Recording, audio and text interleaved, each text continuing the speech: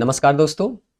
हम विद्यार्थी भी कई तरह की समस्याओं से जूझते रहते हैं। अभी हाल ही में देखे होंगे, यदि आप झारखंड से संबंधित हैं तो जेएसएससी जो है वो झारखंड का जो भी क्षेत्रीय लैंग्वेज था उसका टोटल सिलेबस चेंज कर दिया गया है। व्याकरण को छोड़ दिया जाए तो बाकी जो भी टॉपिक जोड़ा गया है वो पुराने टॉपिक से मेल नहीं खाता, अर्थात जो भी पुराने टॉपिक में हम लोग पढ़े थे उसका रिविजन किए थे, उससे संबंधित एमसीक्यू बनाए थे, वो सब बेकार हो गया। अब नया टॉपिक है, कम समय में इसको पढ़ना होगा, रिवीजन करना होगा और उससे संबंधित एमसीक्यू बनाना होगा, तब जाके आप एग्जाम हॉल में इस चीज़ों को रिकॉल कर पाइएगा। तो ये तरह का समस्या है। एक तो पढ़ना ही और याद करना ही समस्या है, समय समय पर ये लोग सिलेबस भी चेंज कर देता है, तो नया नया तरीके से आपको समस्याओं से जूझना पड़ता है। तो इन समस्याओं में से एक समस्या है कि पढ़े हुए चीज़ों को हम कैसे याद करें। तो एक तरीका होता है कि जो भी चीज़ आप पढ़े हैं उसको बार बार रिवीजन करें। रिवीजन करने का एक सिंपल सा तरीका इजाद किया गया है माइंड मैप का। तो ये माइंड मैप जो है वो झारखंड विषय का हम लोग उपलब्ध कराने का प्रयास कर रहे हैं। जैसा कि आप लोग पढ़े होंगे झारखंड का इतिहास, कोई भी बुक से आप पढ़े होंगे तो लगभग हम लोग देखते हैं कि 60 टू 100 पेज में आपका ये इतिहास दिया हुआ मिलता है। आप इसमें प्राचीन या मध्यकाल और उसके बाद आधुनिक, यहाँ तक कि हम लोग झारखंड राज्य निर्माण आंदोलन को भी यहाँ पे जोड़ के चल सकते हैं। तो ये इतिहास को अगर आप देखिएगा तो कोई भी किताब में 60 टू 100 पेज के आसपास में ये हिस्ट्री आपको देखने को मिलेगा। अब इस 100 पेज को रिविजन करना, कम समय में रिविजन करना बहुत मुश्किल होता है। तो इसके लिए हम लोग प्रयास किए हैं chapter wise, topic wise mind map उपलब्ध करवाने का। और इस माइंड मैप में हम लोग ख्याल रखे हैं कि किसी तरह का प्रीवियस ईयर क्वेश्चन है तो उसको भी यहाँ पे हम लोग उसको इंक्लूड करें। और साथ ही साथ जो भी आपका ऑथेंटिक बुक है उसमें जो भी तथ्य दिए गए हैं जिससे एमसीक्यू बन सकते हैं, उन सभी तथ्यों को हम लोग इसमें इंक्लूड करने का प्रयास किए हैं, ताकि कम समय में आपका ज़्यादा से ज़्यादा रिवीजन हो। बार बार इसको रिवीजन करें तो एग्जाम हॉल में ये चीज़ आपको रिकॉल होगा, और एग्जाम हॉल में अगर रिकॉल हो गया तो आप जो भी चीज़ पढ़े हैं उसका आपको लाभ मिल जाएगा। तो ये जो आपका माइंड मैप है टोटल हिस्ट्री का है, और ये जो है केवल और केवल 5 पेज में हम इसको कंप्लीट किए हैं। तो ये जो 5 पेज में आपको माइंड मैप उपलब्ध करवाया जा रहा है वो टोटल 60 टू 100 पेज का समरी होगा। और कभी भी आप इसको रिवीजन कीजिएगा तो लगभग इतिहास का जो भी महत्वपूर्ण तथ्य है वो आपका रिवीजन हो जाएगा।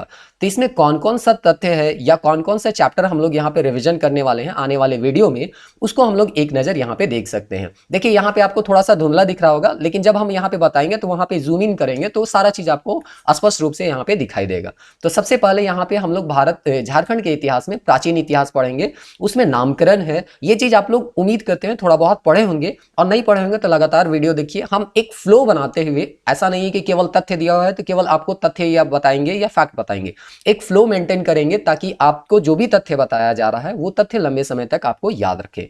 तो सबसे पहले हम लोग झारखंड के इतिहास में नामकरण देखेंगे, फिर यहाँ पे धार्मिक आंदोलन, जैन और बौद्ध धर्म का क्या प्रभाव पड़ा झारखंड में, उसके बारे में हम लोग यहाँ पे जानेंगे। उसके बाद हम लोग यहाँ पे देखेंगे झारखंड के प्रागैतिहासिक काल में, मतलब पूरा पाषाण, मध्य पाषाण, नौ पाषाण काल में झारखंड के किस किस स्थल में कौन कौन से औजार मिले हैं और उनका कौन कौन सा अवशेष झारखंड में मिला है। नेक्स्ट चैप्टर अगर आप जाइएगा तो भारतीय इतिहास में भी हम लोग देखते हैं कि जो भी भारतीय इतिहास में था राजवंश थे, महत्वपूर्ण राजवंश, उसका झारखंड में क्या प्रभाव पड़ता है। तो सबसे पहले देखेंगे मौर्य वंश का क्या प्रभाव पड़ता है, फिर मौर्योत्तर काल में देखेंगे, फिर गुप्त काल में देखेंगे, गुप्तोत्तर काल में झारखंड का किस तरह से इनके साथ संपर्क रहा था, उन सबको हम लोग नेक्स्ट टॉपिक में देखेंगे।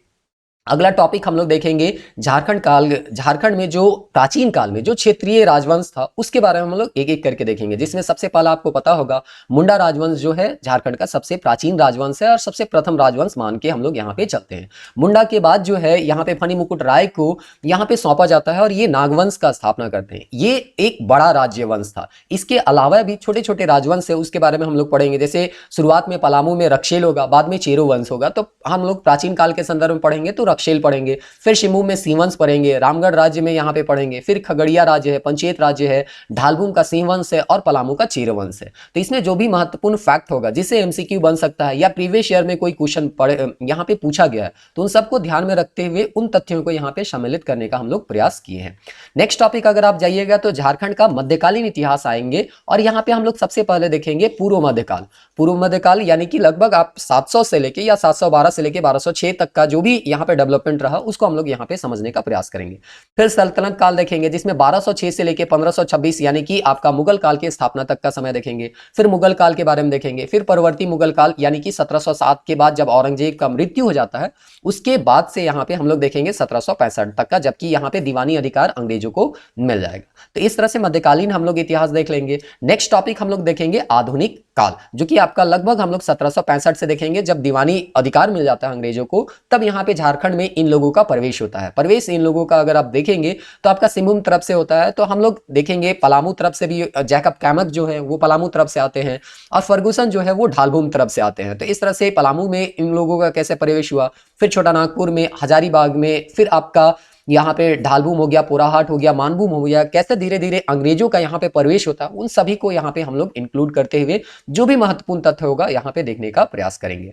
नेक्स्ट अगर हम लोग देखते हैं तो जब यहाँ पे अंग्रेज आ जाएंगे और यहाँ पे अपना कब्जा जमा लेंगे तो धीरे धीरे यहाँ उनका शोषण बढ़ते जाएगा, और शोषण बढ़ते जाता है तो हम लोगों को जनजातीय विद्रोह के रूप में यहाँ पे देखने को मिलता है कई आंदोलन। तो इसमें सबसे पहला आंदोलन जो था ढाल आंदोलन हुआ, फिर चुआर आंदोलन हुआ, चेरो आंदोलन, घटवाल हो गया, पहाड़िया आंदोलन हो गया, तमाड़ विद्रोह हो गया, तिलका मांझी का आंदोलन हो गया, हो आंदोलन हो गया। इन सब के बारे में हम लोग देखेंगे। इसके अलावा और भी बहुत सारा आंदोलन है, जैसे कि आपका देखिए कोल आंदोलन हो गया, सेरेंगेसिया घाटी जो कि पोटोहो का आंदोलन है वो देखेंगे, फिर भूमि या गंगा नारायण का हंगामा आंदोलन देखेंगे, तेलंगा खड़िया का क्या आंदोलन रहा उसके बारे में देखेंगे, और उसके साथ साथ और भी एक आंदोलन है सबसे महत्वपूर्ण में संथाल विद्रोह, तो इसके बारे में देखेंगे। अब साथ में हम लोग देखेंगे कि इसके अलावा भी और कई आंदोलन होता है, जैसे कि आपका सरदारिया आंदोलन हो गया या खेरवार हो गया, सफाहोड़ हो गया, और सबसे अंतिम में और सबसे महत्वपूर्ण में हम लोग देखेंगे बिरसा आंदोलन। इसके बाद जो है आपका टाना भगत का आंदोलन देखने को मिलता है, जो कि काफी एक तरह से कहिए शांति प्रिय आंदोलन था, महात्मा गांधी के प्रिय शिष्य भी माने जाते हैं। फिर एक अंतिम आंदोलन में हम लोग देखेंगे हरि बाबा का आंदोलन। इस तरह से ब्रिटिश हुकूमत के खिलाफ जो भी जनसंघर्ष हुआ था जनजातियों के द्वारा उसके बारे में हम लोग यहाँ पे पढ़े। जब यहाँ पे ब्रिटिश हुकूमत का जनजातीय संघर्ष के बारे में पढ़े तब देश में जो राष्ट्रीय आंदोलन चल रहा था उस समय भी झारखंड का यहाँ पे भागीदारी था। चाहे आप सिंहभूम में देखिए, चाहे पलामू में देखिए, चाहे संथाल परगना में देखिए, हजारीबाग में देखिए, या आप रांची में देखिए, सबका यहाँ पे देखने को प्रभाव मिलेगा कि जो भी राष्ट्रीय आंदोलन हो रहा था देश की या अंग्रेज के खिलाफ, जो भी युद्ध लड़े जा रहे थे, जो भी क्रांतिकारी गतिविधियां देखने को हमको मिल रही थी, तो झारखंड में भी आपको इस तरह की क्रांतिकारी गतिविधि देखने को मिलेगा। और इसमें सबसे पहला जो देखने को मिलता है 1857 का विद्रोह। तो यही 1857 का विद्रोह कैसे यहाँ पे आपका संथाल परगना, यानी अगर आप पढ़े होंगे तो पता होगा देवघर के रोहिणी गांव से शुरू होता है, तो यही संथाल परगना में देखेंगे कि कैसे संथाल परगना से ये शुरू होता है, फिर हजारीबाग जाता है, रांची जाता है, फिर सिंहभूम होता है और ये पलामू तक ये पहुंचता है। तो इस तरह से हम यहाँ पे सबके बारे में पढ़ेंगे। आपका पलामू में अगर जाइएगा तो यहाँ पे नीलांबर पीतांबर के बारे में पढ़ेंगे, अर्जुन सिंह के बारे में पढ़ेंगे। यहाँ पे आपका छोटा नागपुर में अगर हजारीबाग में आप देखिएगा या रांची में देखिएगा तो यहाँ पे हम लोग पढ़ेंगे ओरमांझी में जो दीवान शेख भिखारी था, या आपका ठाकुर विश्वनाथ शाही थे, पांडे गणपत राय थे, इन सब के बारे में जो हम लोग पढ़ेंगे वो इस राष्ट्रीय आंदोलन के संदर्भ में पढ़ेंगे। इसके बाद नेक्स्ट टॉपिक जो हम लोगों का आता है झारखंड में स्वतंत्रता आंदोलन। तो स्वतंत्रता आंदोलन देखिए मानभूम के रास्ते से झारखंड में यहाँ पे पहुंचता है। जो भी बंगाल में क्रांतिकारी गतिविधि हो रहा था उसका संपर्क यहाँ पे जमशेदपुर, उसके बाद रांची या आपका धनबाद या हजारीबाग के एरिया में होता है, और धीरे धीरे झारखंड में भी इस तरह के राष्ट्रीय आंदोलन फैलते हैं। सिंहभूम में आपको देखने को मिलेगा, यहाँ पे संथाल परगना में होता है, गांधी जी का यहाँ पे झारखंड आता है, उसके बारे में हम देखेंगे। फिर मौलाना अबुल कलाम आजाद यहाँ थे, उसके बारे में देखेंगे। असहयोग आंदोलन में झारखंड का क्या आंदोलन, क्या भूमिका रहा। जमशेदपुर में यहाँ पे मजदूरों का हड़ताल हुआ था, उसके बारे में यहाँ पे देखेंगे। चाईबासा में क्या हुआ, देवघर में क्या हुआ, देवघर षड्यंत्र केस जो है उसमें क्या आंदोलन था या वो किससे संबंधित था, उन सब के बारे में यहाँ पे हम लोग चर्चा करेंगे। साथ ही साथ सविनय अवज्ञा आंदोलन में झारखंड में क्या क्या प्रभाव देखने को मिला, कहाँ कहाँ नमक आंदोलन हुआ, वो सारा चीज देखेंगे। यहाँ पे एक आपका कांग्रेस का 53वां अधिवेशन हुआ था रामगढ़ में, तो उनके बारे में देखेंगे। और अंतिम सबसे महत्वपूर्ण आंदोलन है आपका भारत छोड़ो आंदोलन। तो इस तरह से भारत छोड़ो आंदोलन के बारे में भी यहाँ पे देखेंगे। नेक्स्ट है झारखंड राज्य निर्माण आंदोलन की जो झारखंड हम लोगों का बना, तो वो जो है देश आजाद के बाद 2000 में यहाँ पे सन 2015 नवंबर 2000 में यहाँ पे झारखंड का निर्माण होता है। तो इसका शुरुआत जो है आंदोलन का शुरुआत 1912 में ही क्रिश्चियन स्टूडेंट ऑर्गेनाइजेशन से हो जाता है। तो हम लोग शुरुआत करेंगे क्रिश्चियन स्टूडेंट ऑर्गेनाइजेशन से, फिर किसान सभा बनता है, छोटा नागपुर उन्नति समाज में यहाँ पे बनता है, फिर दोनों को मिला के यहाँ पे तीनों को मिला के छोटा नागपुर कैथोलिक सभा बनता है, फिर आदिवासी महासभा बनेगा जिसमें जयपाल सिंह मुंडा जो है वो महत्वपूर्ण भूमिका निभाएंगे। आगे चल के यही जो है आपका झारखंड पार्टी में कन्वर्ट हो जाता है, फिर इसका धीरे धीरे आपका प्रभाव कम होने लग जाता है और इनका विलय जो है वो कांग्रेस में हो जाता है। फिर राज्य पुनर्गठन आयोग आता है, इसमें नए राज्य का डिमांड किया जाता है, लेकिन उस समय ये पूरा नहीं होता है। अगला चरण हम देखते हैं कि लगभग 63 से लेकर 73 तक का जो समय था काफी बिखराव का था, अलग अलग लोग पार्टी बना रहे थे, लेकिन कोई मजबूत पार्टी जो है वो उभर कर नहीं आ रहा था। तब सबसे एक बड़ा पार्टी उभर के आता है जेएमएम, झारखंड मुक्ति मोर्चा, जिसका अभी सरकार भी है। उसमें शिबू सोरेन है, तो शिबू सोरेन के बारे में जो है विशेषता है उसको हम लोग यहाँ पे देख लेंगे। उनसे संबंधित जो भी सवाल बन सकता है वो चीज को हम लोग यहाँ पे देखने का प्रयास करेंगे। उसी से संबंधित है, यहाँ पे जेएमएम से ही उसका छात्र संगठन जो है वो अलग होकर आंसू का यहाँ पे निर्माण करता है।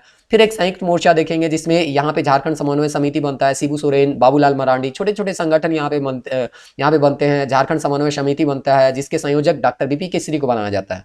तो ये जो है झारखंड निर्माण का जो प्रगति है उसको हम लोग यहाँ पे लास्ट में देखेंगे। झारखंड विषयक समिति बनता है, फिर झारखंड का स्वशासी परिषद बनेगा, फिर झारखंड राज्य पुनर्गठन विधेयक आएगा और 15 नवंबर 2000 को हमारा झारखंड जो है वो बन जाएगा। तो इस तरह से आपका टोटल लगभग अभी जो आपको दिखाए वो टोटल जो है माइंड मैप वो 5 पेज में ही आपका है। और अभी तक आप अगर ये वीडियो को देख रहे हैं तो उम्मीद करते हैं थोड़ा बहुत आपको जो भी हम बता रहे हैं वो थोड़ा बहुत आपको समझ में आ रहा होगा कि कैसे आने वाले वीडियो में हम आपको पूरा इतिहास को समझाने का प्रयास करेंगे। तो अगर ये वीडियो आपको अच्छा लगता है तो दोस्तों के साथ शेयर कर सकते हैं, सब्सक्राइब कीजिए और जुड़े रहिए हमारे चैनल से, ताकि आने वाले जो भी वीडियो हैं आपको जल्दी से उपलब्ध हो जाए। मिलते हैं नेक्स्ट वीडियो में, तब तक के लिए जय हिंद, जय झारखंड।